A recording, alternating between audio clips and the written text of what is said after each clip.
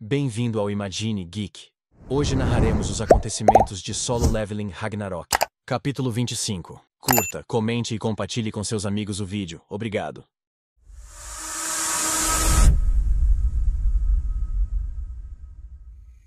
No capítulo anterior, Ryu sinalizou para sua equipe se preparar, sabendo que não podiam se dar ao luxo de perder ali.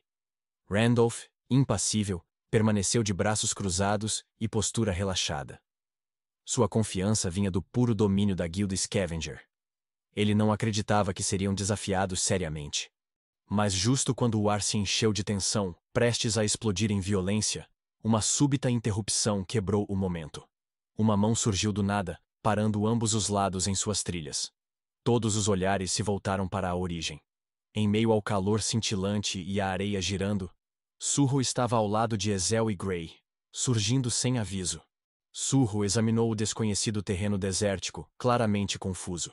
Ao deixar seu olhar vagar das dunas infinitas para o confronto tenso entre caçadores, perguntou, um tanto sem jeito, onde exatamente havia parado.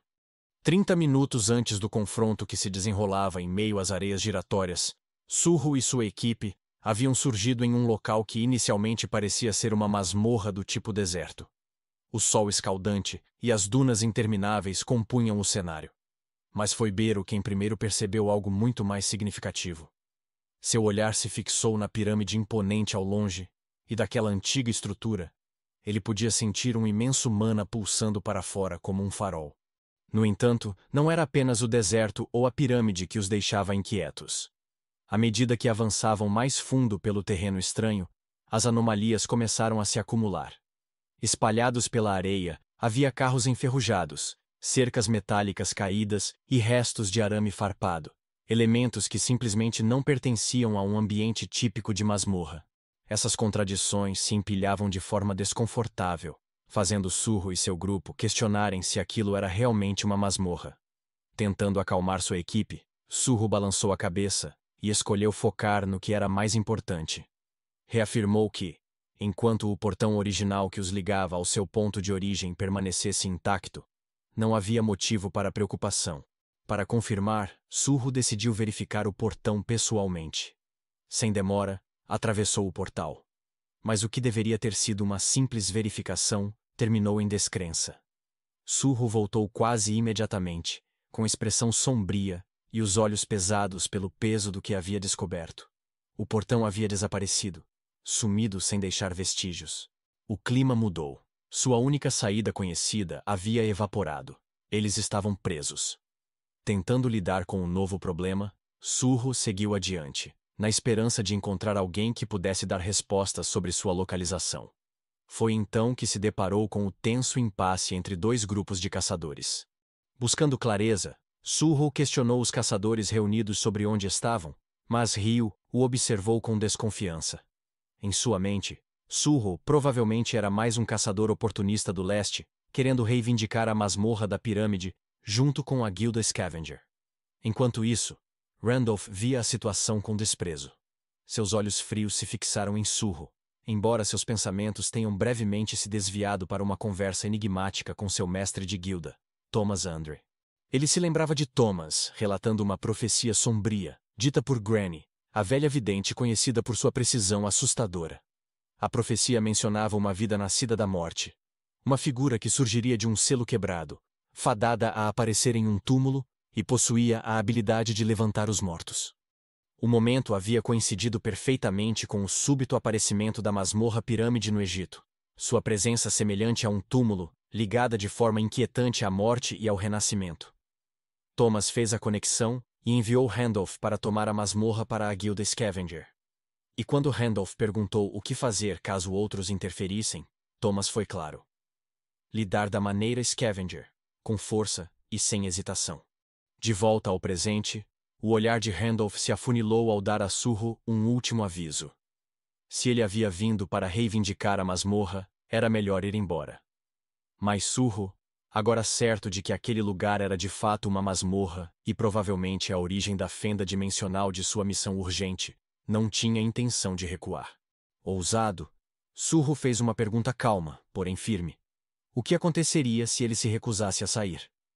Randolph não reagiu bem à afronta.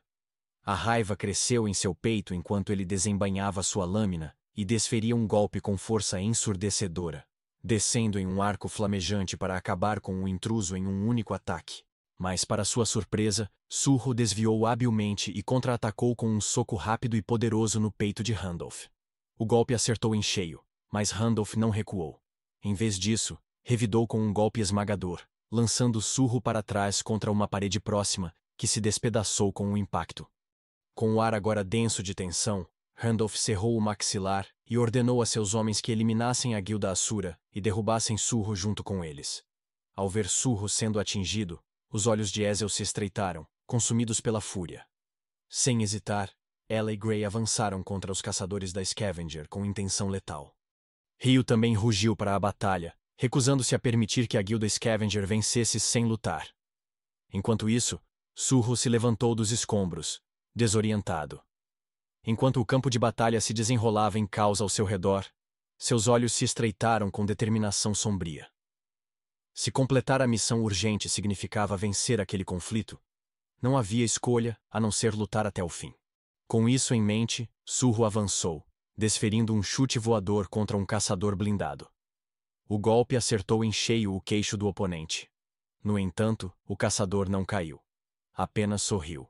A resistência do inimigo fez Surro hesitar. Ele cerrou o punho, ponderando se deveria usar sua nova técnica reforçada pela autoridade do governante. Mas hesitou. A técnica era poderosa demais, e se usada sem cuidado, poderia matar o adversário. Antes que pudesse agir, um borrão cortou o campo de batalha. Uma figura passou por Surro com precisão cirúrgica, a lâmina brilhando sob o sol. Um arco carmesim seguiu o movimento quando a garganta do caçador da Scavenger foi cortada com perfeição. O homem caiu. Surpreso com a intervenção oportuna, Surro se virou e viu que era Rio.